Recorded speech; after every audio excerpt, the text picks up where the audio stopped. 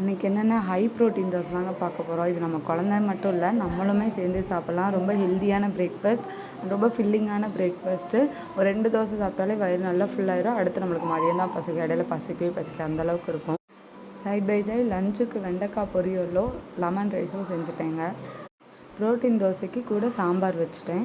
இந்த ப்ரோட்டீன் தோசை ரொம்ப ஈஸியாக செஞ்சிடலாங்க. வீட்டில் இருக்க எல்லா பயிரையுமே ஊற வச்சு கொஞ்சமாக அரிசி, கொஞ்சம் உளுந்து, கொஞ்சோண்டு வெந்தயம் போட்டிங்கனாலே போதும். நைட்டு நீங்கள் ஊற வச்சுட்டு காலையில் அரைச்சி அப்படியே தோசை ஊற்றிக்கலாம். உங்கள் கம்ஃபர்ட்டுக்கு ஏற்ற மாதிரி அதில் இஞ்சி, கொஞ்சம் காரத்துக்கு பச்சை மிளகா அல்லது ரெட் சில்லி போட்டுக்கலாம். கொஞ்சம் கொத்தமல்லி, சீரகம் போட்டிங்கன்னா அந்த டேஸ்ட்டும் ஃப்ளேவரும் ரொம்ப சூப்பராக இருக்கும். கொத்தமல்லி சேர்த்திங்கன்னா இந்த கலர், தோசையோட கலர் வந்து நல்ல க்ரீனிஷாக இருக்குங்க. குழந்தைங்க ஆளுக்கு அட்ராக்ட் பண்ணுற மாதிரி இருக்கும். நம்மளுக்கும் ஹெல்த்தியான பிரேக்ஃபாஸ்ட்டுங்க. கண்டிப்பாக ட்ரை பண்ணி பாருங்கள். ரொம்ப சூப்பரான ஹெல்த்தியான ஈஸியான ரெசிபிங்க. ட்ரை பண்ணி பாருங்கள்.